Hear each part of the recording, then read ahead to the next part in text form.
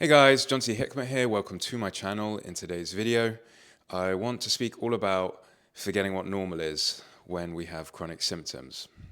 When someone has symptoms that become chronic, they tend to build an identity around it. They see everything in their life through the lens as someone with chronic symptoms. So any ache, any pain, anytime they have low energy, any fatigue, it's always because I have chronic symptoms, because I have chronic symptoms. People in chronic symptoms forget what normal is, because normal is sometimes having aches and pains in the body, is having low energy sometimes, is feeling fatigued, is sometimes not wanting to go out, is sometimes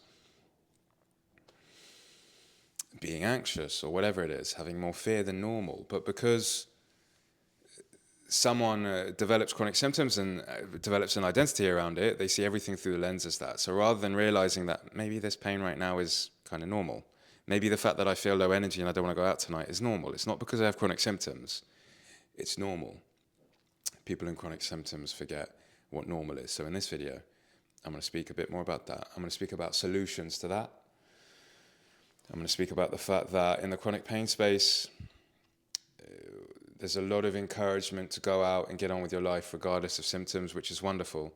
But there's probably not enough encouraging people to also rest, and that's okay. It's okay to also rest. And being normal, again, it does not mean that you've always got to have the energy to go out. It could also mean that sometimes you need to hold back and rest, and that's also part of recovery. Finding out, trusting our own internal compass again, trusting the fact that sometimes aches and pains and fatigue does not mean it's anything a part of my chronic symptom condition. It's just that I need to kind of rest today. So we need to relearn our compass and how to trust our mind and body again. Let's go through this. Let's go through, as always, my notes. So we forget what normal feels like. When symptoms stay for months or years, our baseline shifts. This happened to me as well when I had chronic stomach pain, chronic back pain. What would be a normal human twinge becomes a threat. So just any twinge in my stomach, any twinge in my back, it was a big threat, and oh no, I'm defective, and it just reinforced this identity that I'm defective. Any just twinge or slight, maybe even normal ache or pain in the body became a threat. You stop knowing what's normal discomfort and what's, I'm defective. This is part of it. You end up asking yourself constantly whether to push or to rest. Should I move forward with this? Should I rest with this? You start getting into that conflict. Your internal compass gets scrambled. Happened to me, happens to the best of us in chronic symptoms. We don't know how to operate anymore. For me, it became that I became obsessed with food. I wouldn't really go out because I was always afraid, is my back going to twinge? Am I going to suddenly get really afraid when I'm out? I'm not going to be able to eat anything. My compass got scrambled. I didn't know the difference between having normal aches and normal low energy to this is part of my chronic pain condition.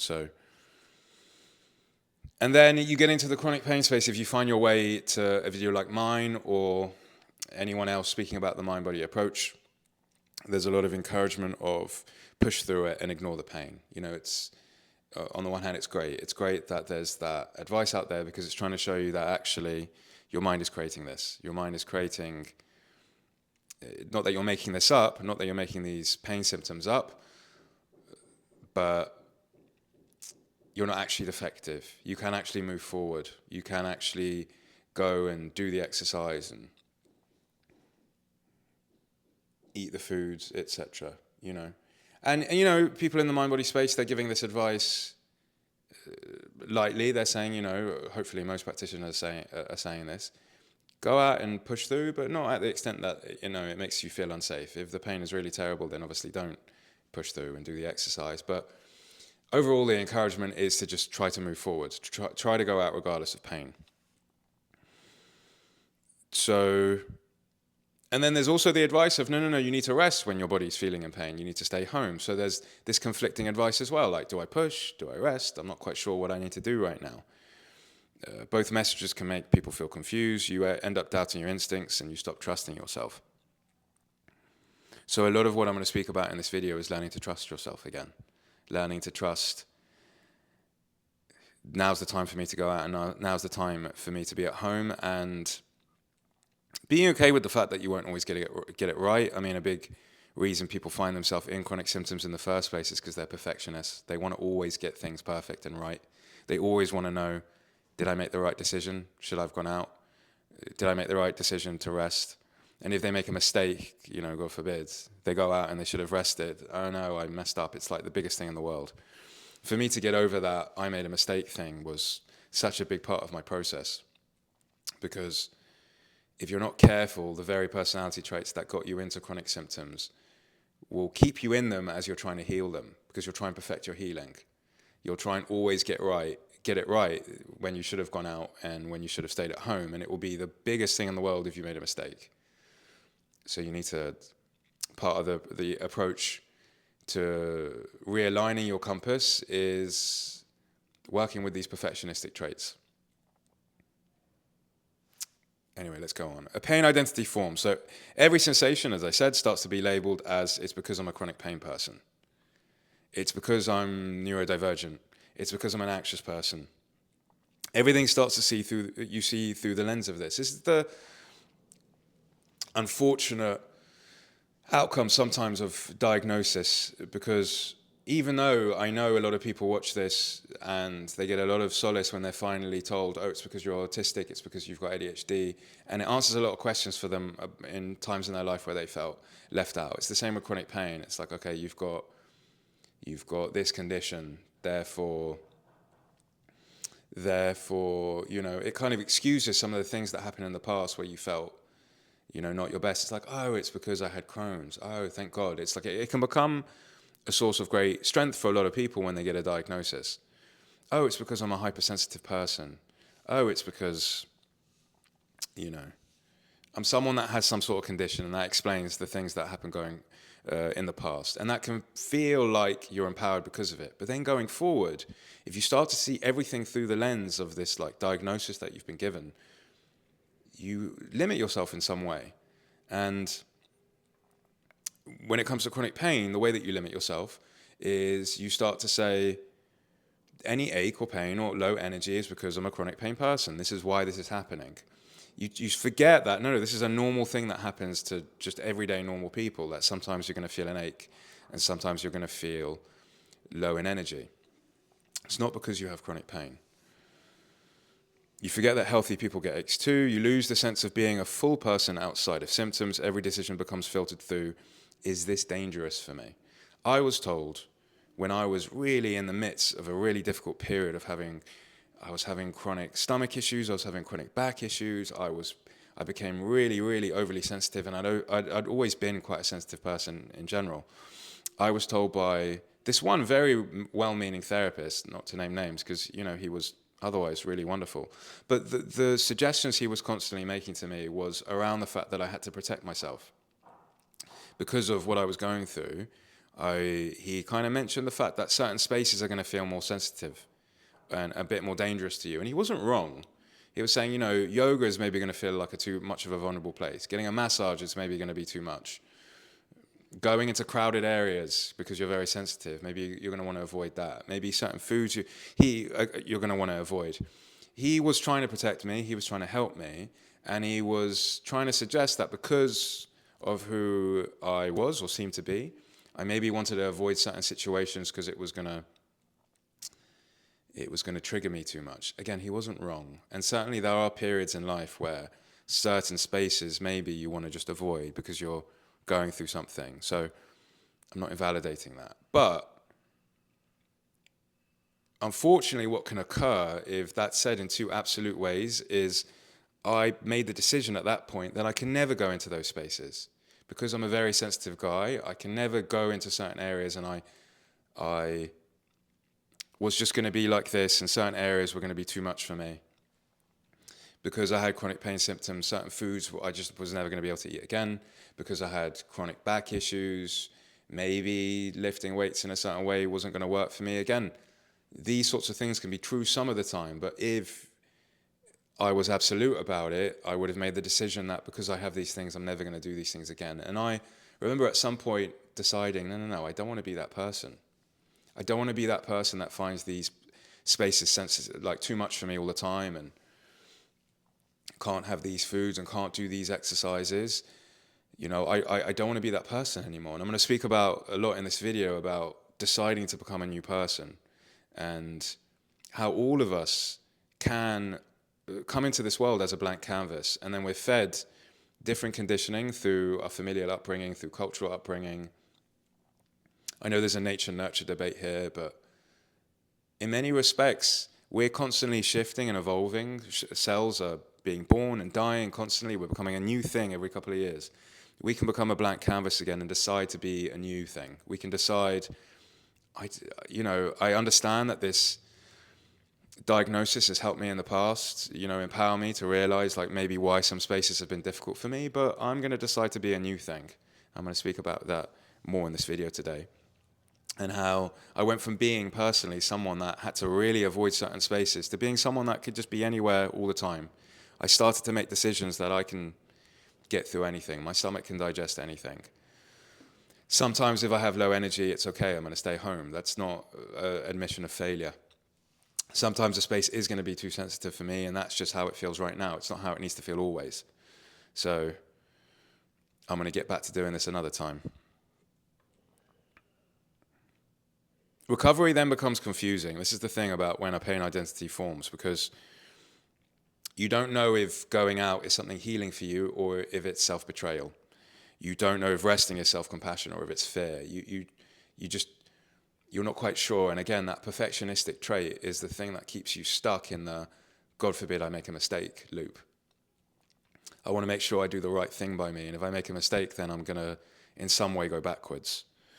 You start overthinking every move, and that overthinking keeps the loop alive. So step one is really acknowledging this loop. Watching this right now, perhaps you've had a couple of epiphany, aha moments. Step one really is recognizing that, okay, I've lost my internal sense of normal.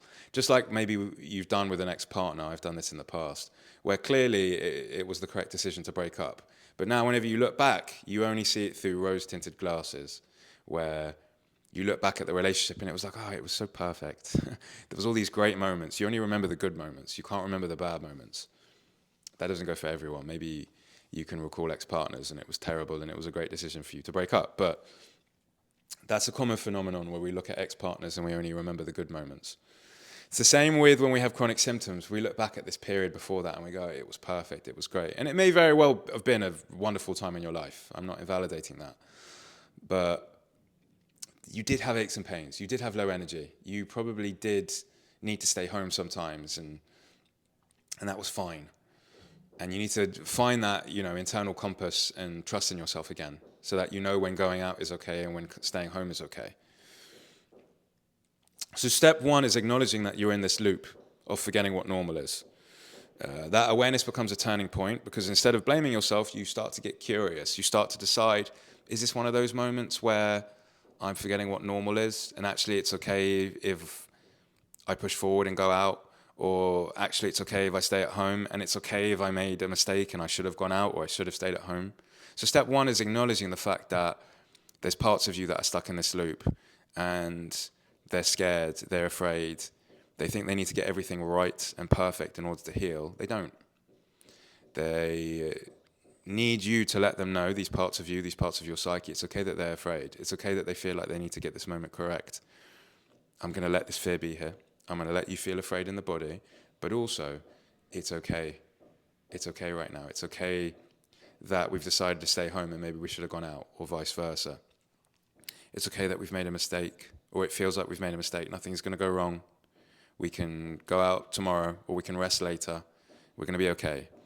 So step one is acknowledging that we're in this loop and learning how to be with this part of us that fears making a mistake and wants to get things perfect. Teaching your system it's okay that it's afraid, first and foremost, and starting to affirm to it, normal is not getting things right all the time, and we're going to have aches and pains sometimes. When I was going through the process of getting my stomach better, I started to talk to myself differently. When I made the decision that actually, no, I'm not going to be a chronic pain person anymore, and normal means sometimes getting aches, I started to experiment with different self-talk, with different affirmations. Things like, if I had a bit of a twinge or a bit of a stomachache after a meal. I experimented with things like, I get that I'm afraid about this, and I think that this is because I have chronic stomach issues, but actually, what if I decided that this is just how my stomach decides to digest food? It gives me a bit of pain because it's working really hard and it's really working for me to break down this food. I started to experiment with things like this, where I became my own cheerleader. That exact affirmation, I know people watch my videos and they try and mimic the exact affirmation that I just used. You need to find your own affirmation. I mean, that one could very well work for you. But you need to experiment with what works for you. So for some people, affirmations like that, doesn't really work for their system. But what I do want to say about that is, it's not like I would say that to my system and to my psyche, and immediately parts of me would agree. Often when I started this process and I started to decide, normal means having aches and pains, and it's fine that my body's doing that, and it's fine that I'm going to make mistakes. Big parts of me was like, it's not fine. Nope, we're a chronic pain person, it's not fine.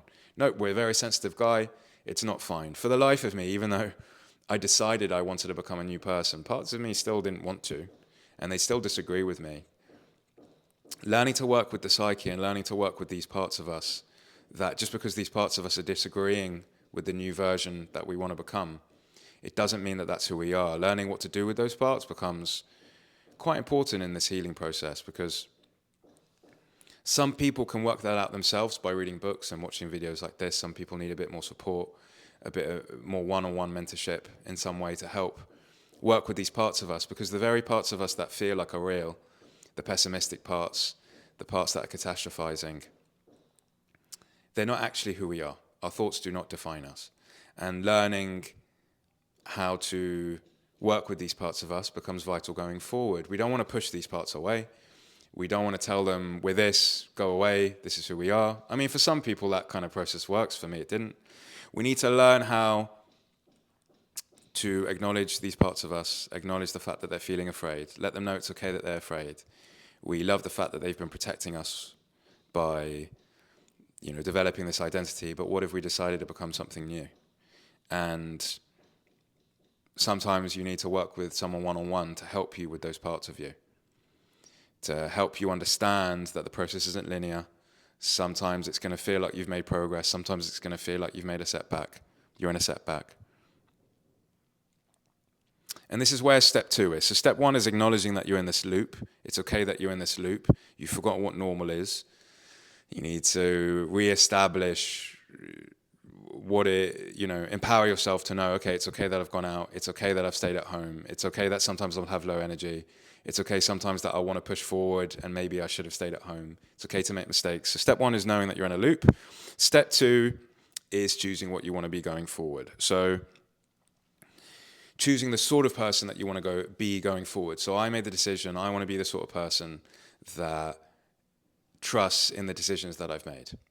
You get to this point really where I recognize that as much as I grew up with this sense of the system and, these people that are controlling our lives through the media, and I was very like that. I was very anti-establishment. I was very angry. And I eventually realized that my anger towards the system was still, by me being angry at this system, schooling and media and government, I was still being led by that system.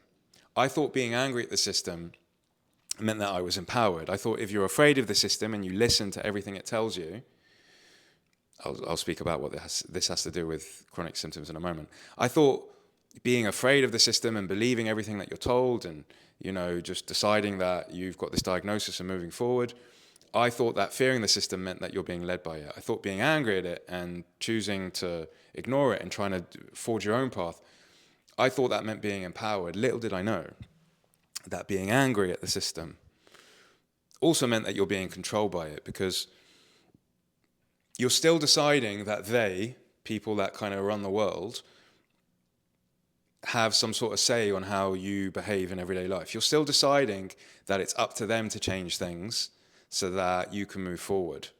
You're still deciding to give your power away to them by being angry.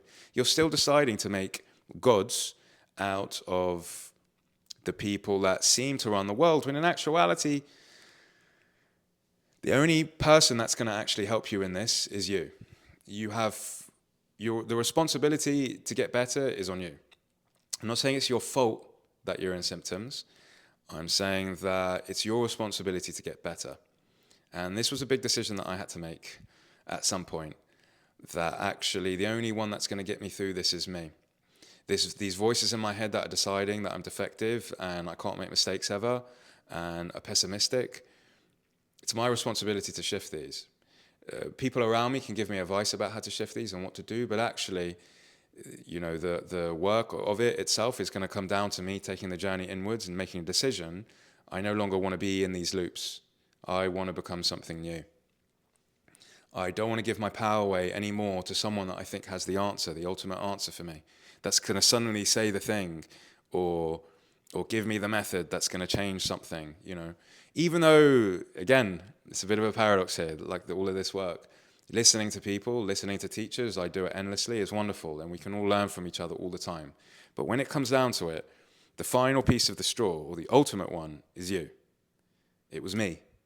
As in, it was me for me. It's you for you.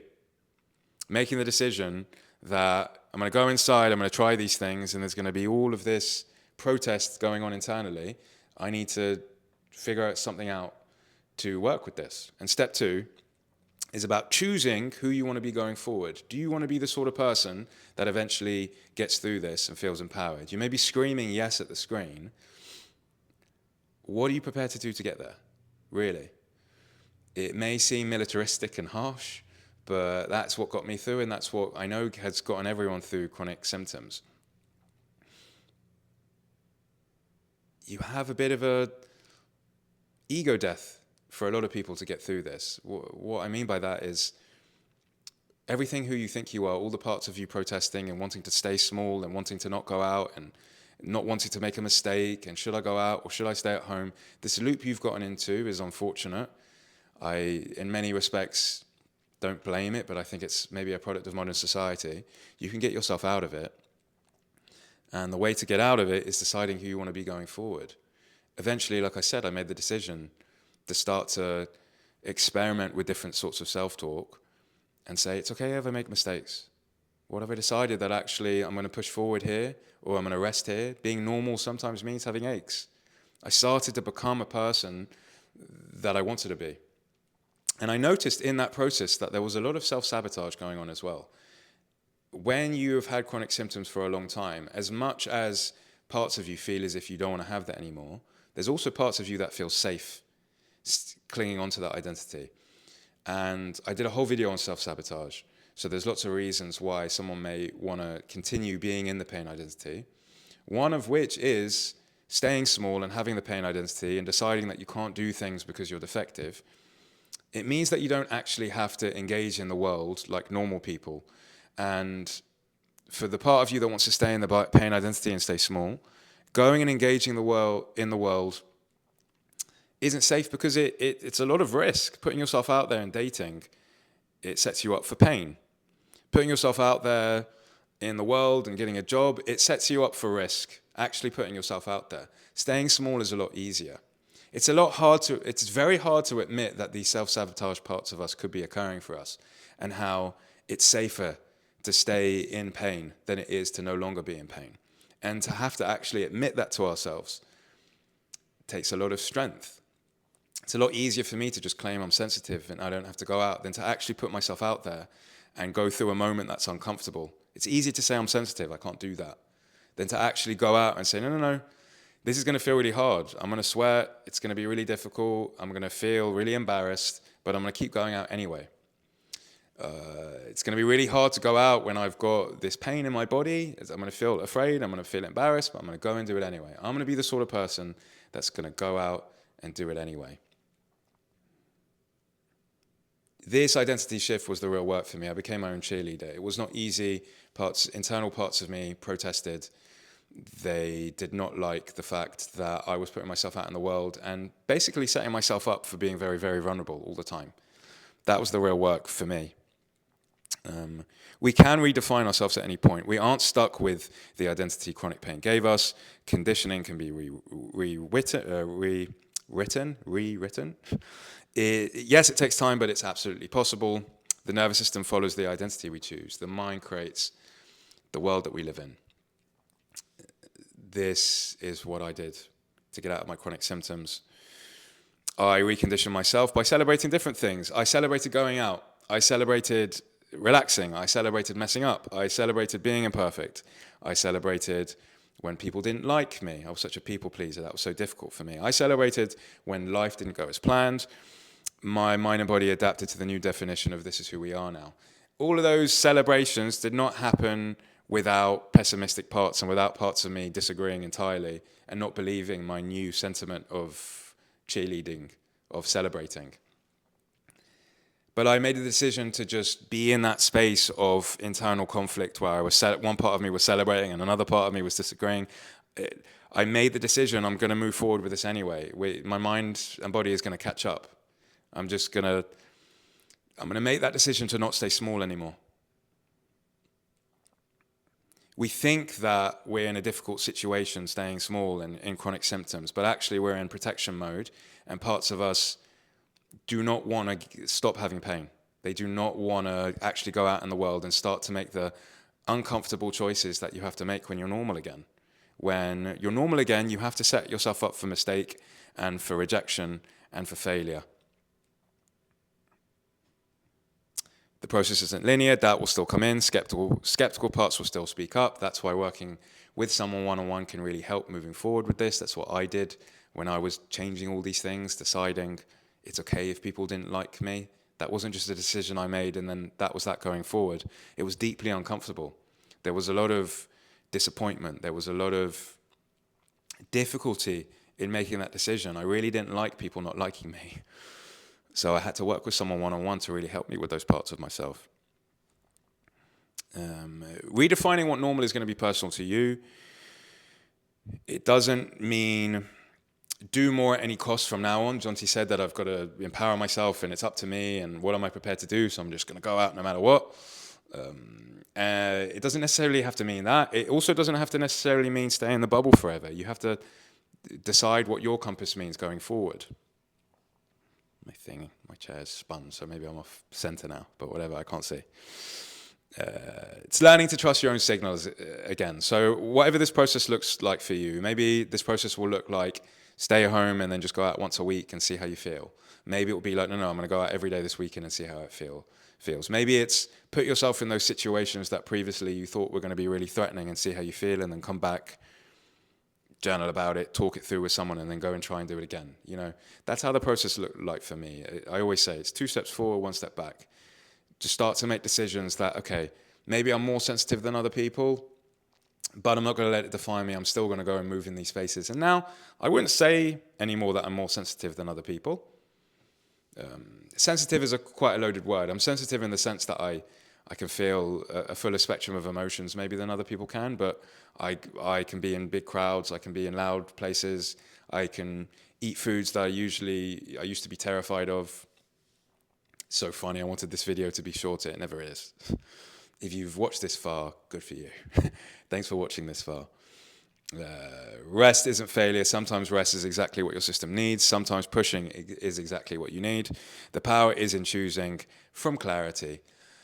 And learning how to get there is not going to be an overnight process. It could take you a while. A big part of, as always, getting there is learning how to meditate, learning how to journal, doing so in ways where you learn to embrace emotions instead of forcing yourself to feel relaxed. So these practices, as I speak about in every single video, including community, including one-on-one therapy if you need it, they help you embrace emotion rather than trying to push it away or release it. Learning how to allow the presence of fear, allow the presence of frustration, allow yourself to feel shame and embarrassment and guilt and regret and whatever it is. When you learn to allow the presence of fear in the body, making these decisions to redefine what normal is becomes a lot easier because fear is going to be present for you every step of the way. Every step of the way of deciding it's okay that this person doesn't like me. It's okay that I'm going to go out and feel like I've made a mistake. It's okay that I'm going to stay home and think it's a failure. Fear is going to come up. Fear is going to come up. Fear is going to come up. When you meditate and journal regularly with the objective to allow what is, allow fear to be there, you become a lot safer experiencing fear in the process to redefining who you want to be. in redefining your new normal, you're going to have to really habituate to fear. Meditation, journaling, community therapy help you with that. So that's it. Normal is having aches, having low energy. We forget what normal is because chronic symptoms train the brain to overprotect, so we have to retrain the brain. Your job isn't to eliminate every sensation, it's to retrain the calibration. So I'm going to end on how to rebuild normal in practical terms. Step 1, noticing when you're holding yourself back because of a symptom. Noticing that you're in this loop of not sure what to do. Pause and ask, what would this mean if I didn't have a chronic pain history? So pause and say to yourself, if I wasn't defining myself by chronic pain, how would I define this moment right now in symptom? Would I just let myself go, okay, there's a normal ache, I'm going to go have tea, I'm going to be all right, I'm going to go home and rest. Or this is a normal ache, I'm going to move forward, it's okay. What would the version of you that doesn't have the chronic pain identity do in that moment? Step 2. Step 3, make decisions from the identity that you're building. Step 4, celebrate the move, whatever happens. Even if you make a decision, all right, I'm going to move forward anyway, and it was not the right decision, celebrate regardless. Whoops, I made a mistake. Just being okay with making mistakes, you know. Learning to recalibrate that perfectionistic part of you is something, again, that for me took one-on-one work because I was so intent on being perfect all the time. Step 4, celebrate the move, whatever happens. Step 5, show your system you can handle discomfort. It's very common. People feel this all the time, letting them know. These are my notes. This is a universal thing that people forget what normal is, so you're not alone in this. Your normal can be relearned. That's the final message I want to say. And this video has gone longer than I want it to, but that's okay. Hopefully you've gotten a lot from it. Anything that you'd like to ask or share, please do so below in the comment section. Otherwise, thanks for watching. Hopefully speak to you soon or see you soon.